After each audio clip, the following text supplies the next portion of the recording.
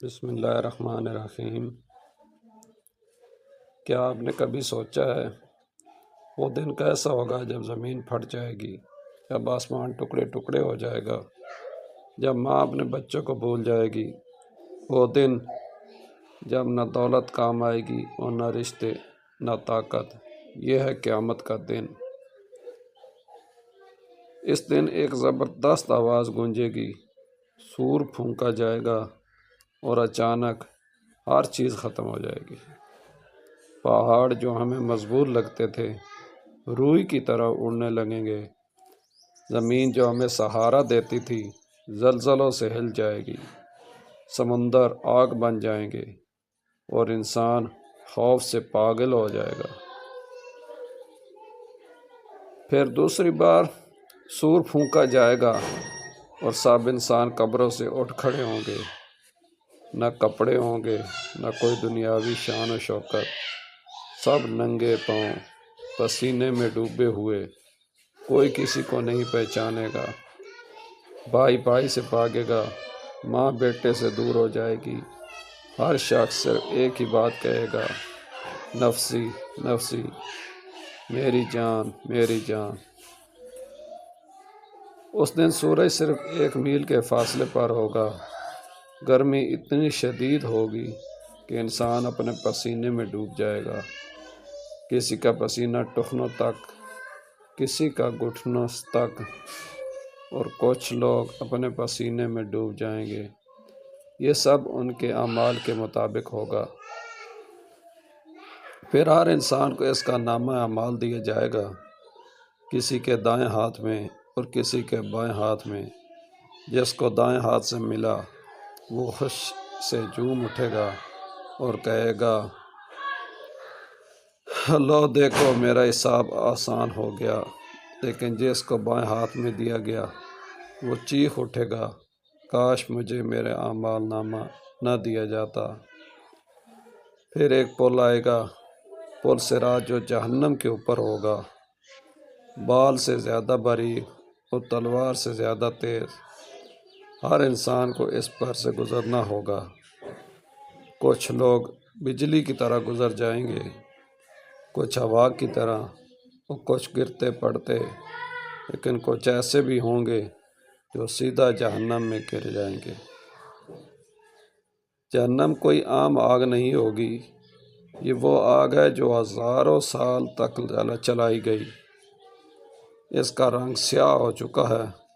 جہنم چیخ رہی ہوگی اور کہے گی، کیا اور ہے، کیا اور ہے؟ گنہگار لوگ اس میں ڈالے جائیں گے، وہ چیخیں گے، روئیں گے، لیکن کوئی سننے والا نہیں ہوگا۔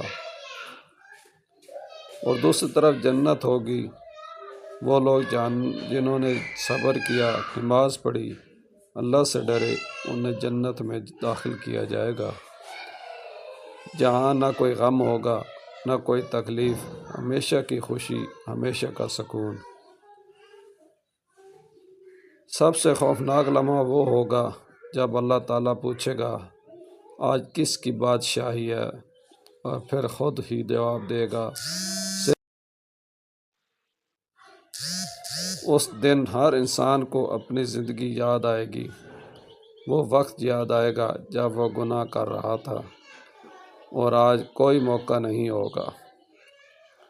تو اے انسان، ابھی بھی وقت ہے، اپنی زندگی بدل لو، نماز قائم کرو، گناہوں سے توبہ کرو، کیونکہ قیامت کا دن ضرور آنے والا ہے، اور اس دن صرف تمہارے اعمال ہی تمہیں بچا سکتے ہیں۔ اگر آپ چاہتے ہیں کہ اللہ آپ کو قیامت کے دن آسانی دے تو ابھی اللہ سے سچی توبہ کرے اور اس ویڈیو کو شیئر کرے تاکہ دوسروں کو بھی یاد دہانی ہو سکے۔